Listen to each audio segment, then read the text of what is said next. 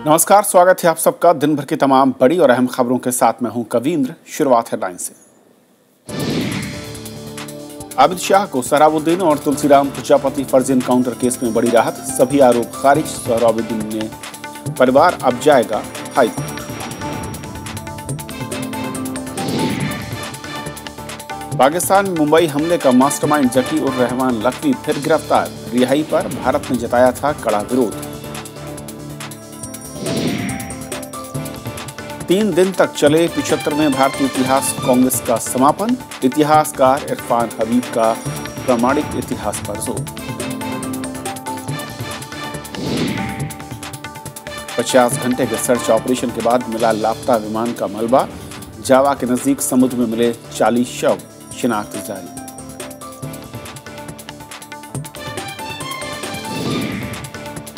और महेंद्र सिंह धोनी ने test cricket को कहा अलविदा, वनडे और T20 पर देंगे ध्यान। विराट कोहली को सिडनी टेस्ट की कमान। और आइए देखते हैं आज की हमारी पहली खबर। महेंद्र सिंह धोनी ने टेस्ट क्रिकेट को आज अलविदा कह दिया। धोनी ने 10 साल के अपने टेस्ट करियर में 90 टेस्ट मैच खेलने के बाद संन्यास की घोषणा कर दी। हालांकि वो वनडे और T20 में खेलना जारी रखेंगे। धोनी ने क्रिकेट के सभी फॉर्मेट में टीम इंडिया को बुलंदियों पर पहुंचाया है।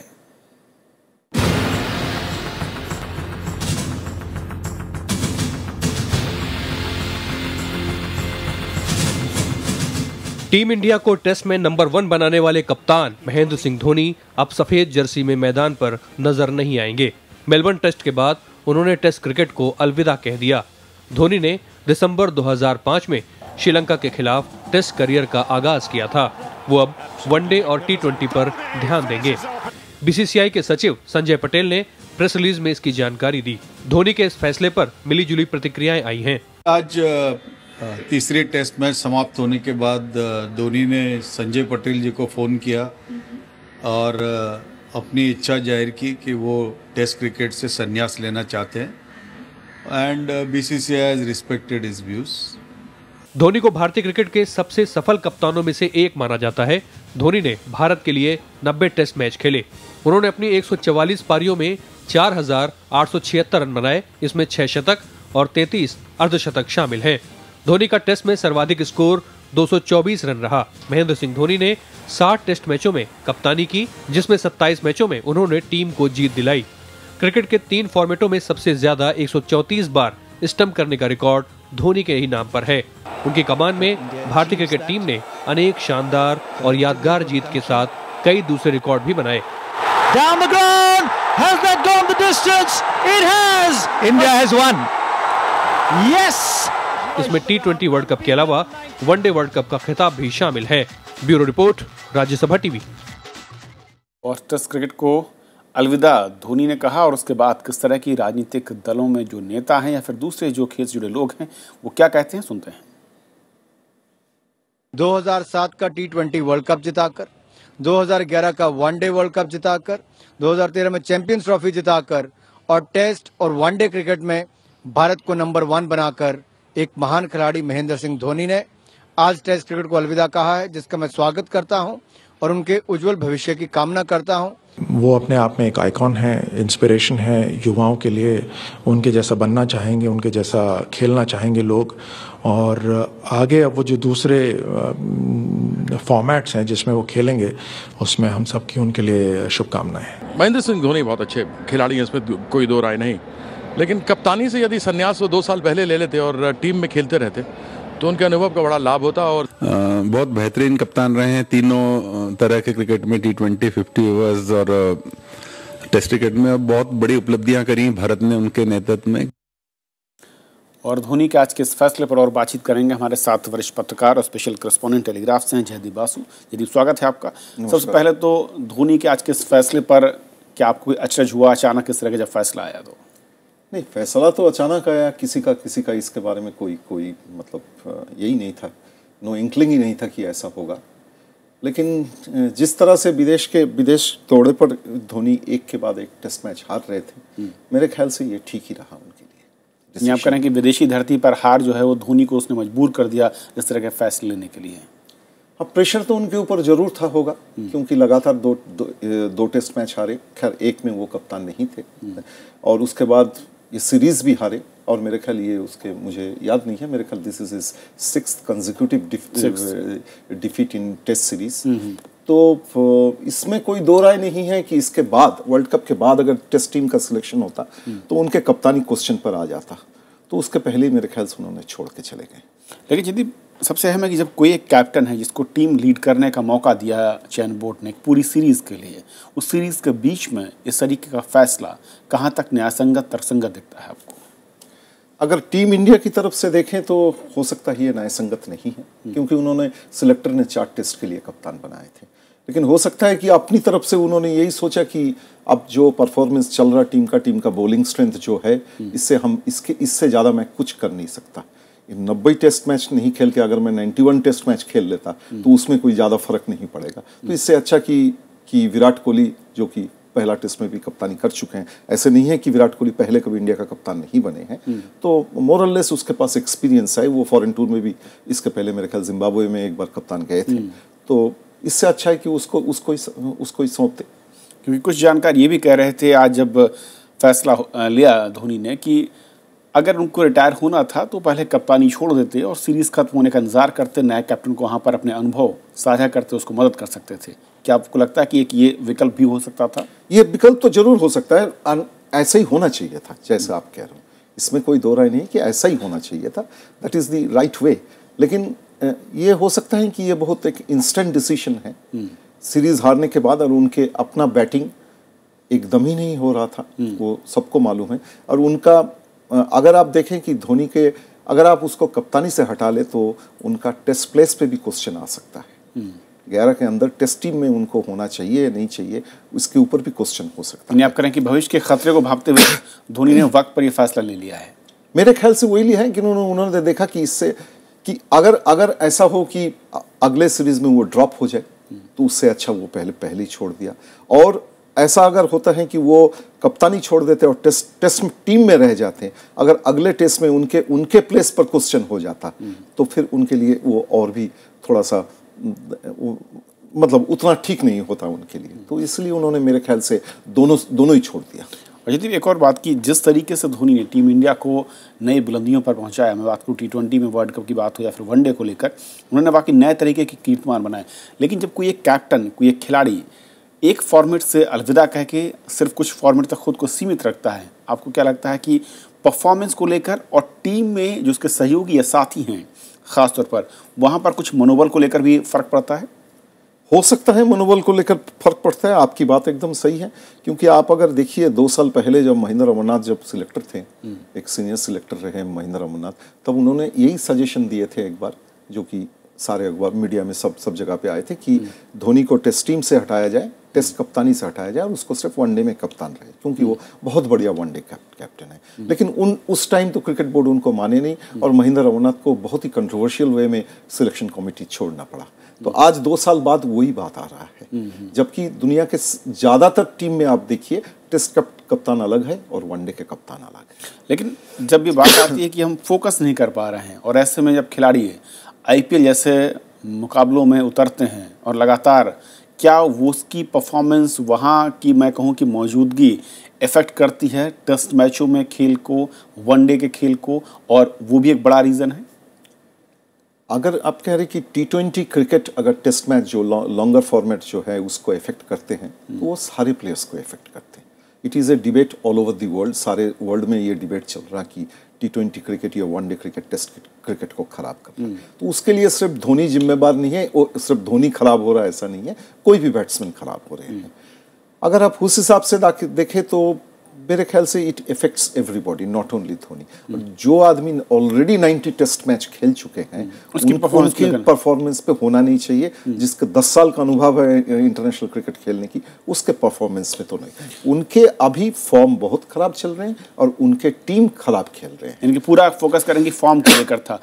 क्या इस तरह की आशंकाएं कुछ लोग जाहिर कर रहे हैं कि जो एक कमेटी की रिपोर्ट आई जिसमें क्रिकेट में सट्टेबाजी को लेकर एक बड़ा खुलासा, जिसमें कई खिलाड़ियों के नाम भी शामिल हुए, क्या कहीं उसकी आंच या उसके चलते ये फैसला तो नहीं है? मेरे ख्याल से नहीं, क्योंकि अगर ऐसा होता तो धोनी सारे क्रिकेट से संन्यास ले लेते हैं। ऐसा तो नहीं है कि आप जिस सुप्रीम कोर्ट केस के बारे में बोल रहे हो कि उसका कोई भी रिजल्ट है, जो कि 5 तारीख को एक इंटरिम रिपोर्ट आना है उनका, मेरे ख्याल से कोई भी रिजल्ट है वो उनका टेस्ट क्रिकेट को इफेक्ट करेगा और T20 क्रिकेट को इफेक्ट नहीं करेगा, ऐसा तो नहीं हो सकता। अगर ये रीजन होता तो पहले ही छोड़ के चले जाते।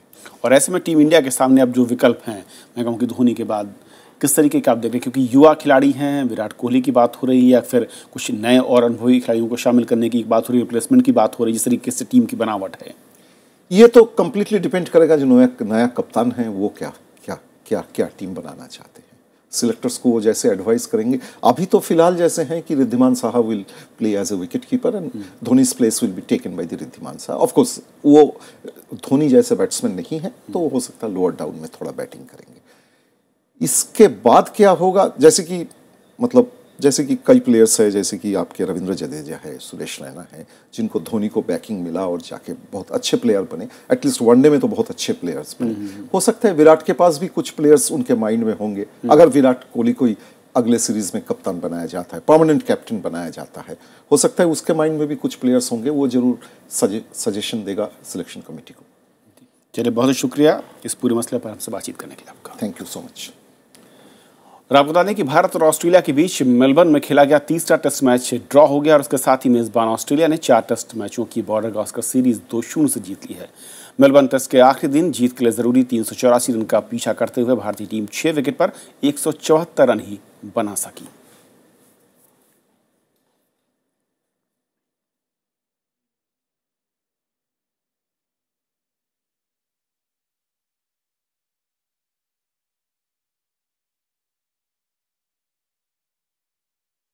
पहली खबर में फिलहाल इतना ही। ब्रेक के बाद आपका फिर से स्वागत है। बीजेपी अध्यक्ष अमित शाह को सोहराबुद्दीन और तुलसीराम प्रजापति फर्जी एनकाउंटर केस में बड़ी राहत मिली है। मुंबई में सीबीआई की विशेष अदालत ने अमित शाह पर हत्या और आपराधिक साजिश के सभी आरोप खारिज कर दिए। सीबीआई इस फैसले के खिलाफ हाईकोर्ट में अपील करेगी या नहीं, ये साफ नहीं है, लेकिन फैसले से नाखुश सोहराबुद्दीन परिवार ने हाईकोर्ट जाने की बात जरूर कही। सीबीआई की विशेष अदालत ने अमित शाह के खिलाफ आपराधिक साजिश रचने, आर्म्स एक्ट और सबूत मिटाने के आरोप खारिज कर दिए हैं। सोहराबुद्दीन और तुलसीराम प्रजापति के फर्जी एनकाउंटर मामले में अमित शाह ने खुद को आरोप मुक्त करने की अर्जी दी थी। इन दोनों मामलों में विशेष अदालत में सुनवाई पहले ही पूरी हो चुकी थी। मंगलवार को आए कोर्ट के इस फैसले के खिलाफ सोहराबुद्दीन परिवार हाई कोर्ट में अपील करेगा। बीजेपी का सेंट्रल हुकूमत का पूरा हाथ है इसमें बचाने का। हाई कोर्ट जाएंगे, बिल्कुल जाएंगे, हाई कोर्ट जाएंगे। हालांकि सीबीआई ने अभी ये तय नहीं किया है कि वो फैसले के खिलाफ ऊपरी अदालत में अपील करेगी या नहीं। सोहराबुद्दीन और तुलसीराम प्रजापति फर्जी एनकाउंटर मामले में सीबीआई ने सितंबर 2013 में चार्जशीट दाखिल की थी। बीजेपी अदालत के इस फैसले का सम्मान करने की बात कह रही है, तो विपक्षी पार्टियों का आरोप है कि सीबीआई ने जानबूझकर अमित शाह के खिलाफ मजबूती से पक्ष नहीं रखा। अभी कोर्ट का जो निर्णय है उसको हम लोग मान्यता देकर के इज्जत देना चाहिए। सीबीआई का मामला शक के दायरे में है। सरकार सीबीआई पे दबाव बनाकर इस तरीके के फैसले करा रही है, ये दुर्भाग्यपूर्ण है। सोहराबुद्दीन शेख नवंबर 2005 में अपनी पत्नी कौसर बी के साथ बस में हैदराबाद से सांगली जा रहा था। आरोप है गुजरात के एंटी टेररिज्म स्क्वाड ने दोनों का अपहरण कर फर्जी मुठभेड़ में उनकी हत्या कर दी थी। करीब साल भर बाद दिसंबर में मामले के गवाह तुलसीराम प्रजापति की भी फर्जी मुठभेड़ में हत्या कर दी गई थी। गुजरात के गृह मंत्री रहे अमित शाह को इस मामले में 2010 में गिरफ्तार भी किया गया था। Bureau report, Rajya Sabha TV. BJP अध्यक्ष अमित शाह ने पार्टी की दिल्ली इकाई के नेताओं और कार्यकर्ताओं को गुटबाजी से दूर रहने की सलाह दी है। दिल्ली में आज पार्टी की कार्यकारिणी की बैठक में उन्होंने कहा कि दिल्ली बीजेपी का गढ़ है और इसीलिए जरूरी है कि दिल्ली विधानसभा चुनाव में फतह हासिल हो। विधानसभा चुनाव के मद्देनजर कोर कमेटी का भी गठन किया गया है। अमित शाह ने कहा कि राजधानी जीते बिना बीजेपी की जीत अधूरी है। दिल्ली में चुनाव प्रचार के मद्देनजर प्रधानमंत्री नरेंद्र मोदी 10 जनवरी को रामलीला मैदान से रैलियों का सिलसिला शुरू करेंगे। भारतीय जनता पार्टी आने वाले दिनों में एक ही चुनाव लड़ना पड़ेगा भारतीय जनता पार्टी को, और वो है दिल्ली प्रदेश का चुनाव। हम सब कार्यकर्ता एक दृढ़ निश्चय करके जाए मैदान में कि पूर्ण बहुमत की भारतीय जनता पार्टी की सरकार बनाकर ही दिल्ली में हम दम लेंगे, ये दृढ़ निश्चय के साथ है। पीडीपी के महागठबंधन के ऐलान के बाद बीजेपी नेता राम माधव ने आज जम्मू कश्मीर के राज्यपाल से मुलाकात की। हालांकि मुलाकात के बाद भी सरकार गठन को लेकर कोई तस्वीर साफ नहीं हो सकी। वहीं पीडीपी नेता महबूबा मुफ्ती बुधवार को राज्यपाल से मुलाकात करने वाली हैं। महागठबंधन के ऐलान के बाद इस मुलाकात पर सबकी निगाहें हैं।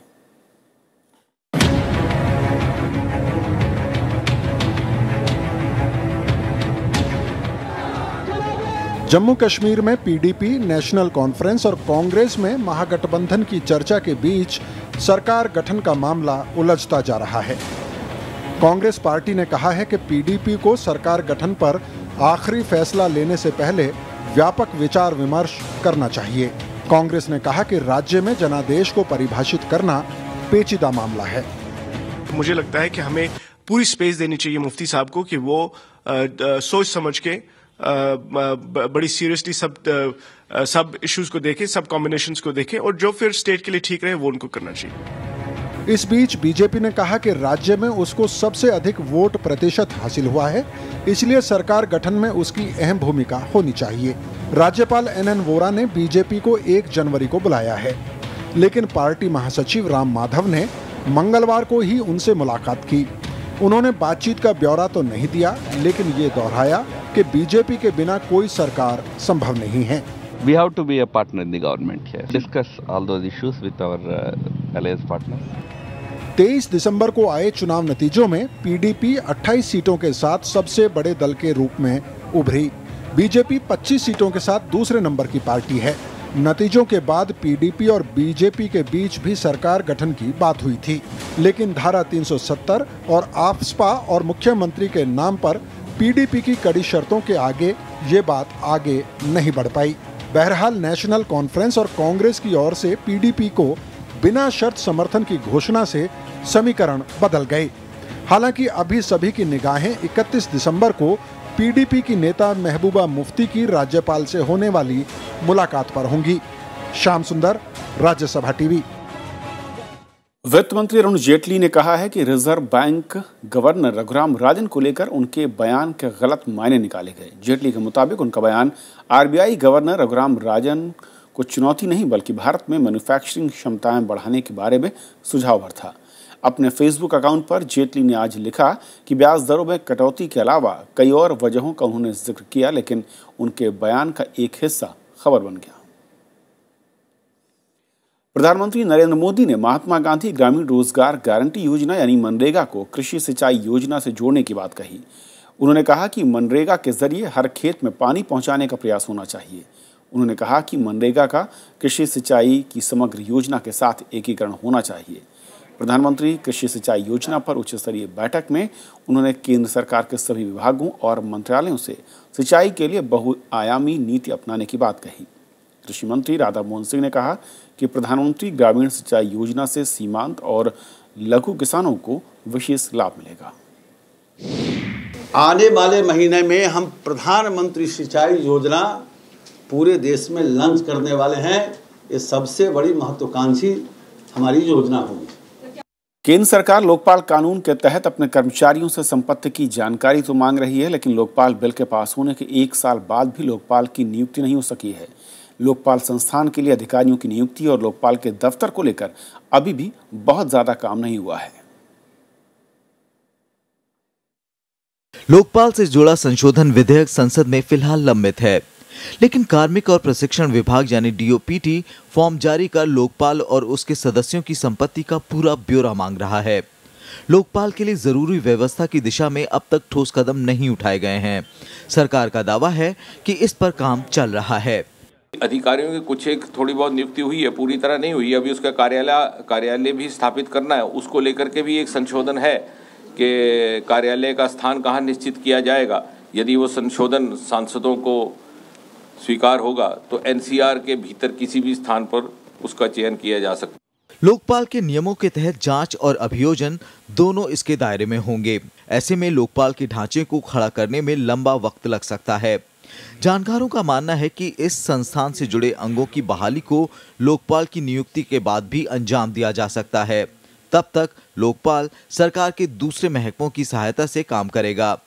ऐसे में लोकपाल को जांच के लिए सीबीआई जैसी केंद्रीय संस्थाओं पर ही निर्भर रहना पड़ेगा। ये नियुक्ति के बाद ही होगी सारी चीज़ें, क्योंकि एक बार लोकपाल नियुक्त होता है तो उसके बाद लोकपाल डिसाइड करेगा कि क्या करना है, क्या प्रोसीजर अडॉप्ट करना है।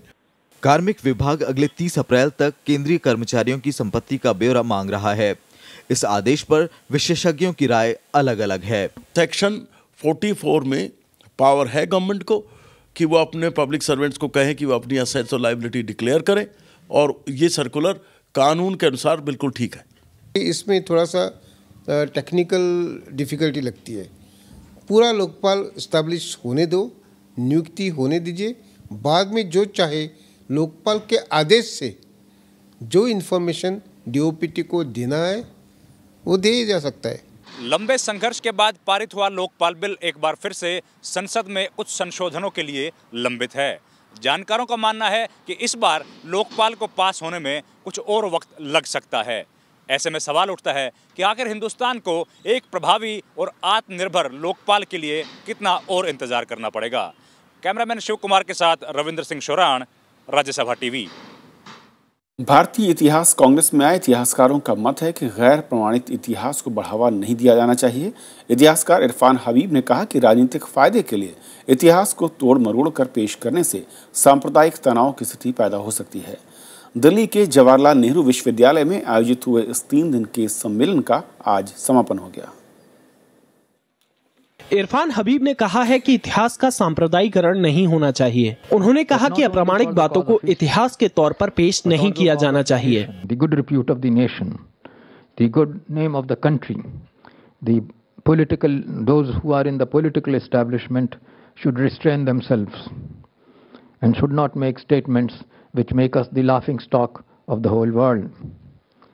Besides, creating divisions and communalizing history teaching in the country. भारतीय इतिहास कांग्रेस के 75वें सम्मेलन में 3 दिनों के दौरान कई इतिहासकारों ने हिस्सा लिया। विदेशी इतिहासकारों ने भारत के पहले प्रधानमंत्री जवाहरलाल नेहरू से जुड़े इतिहास को बेमिसाल बताया है।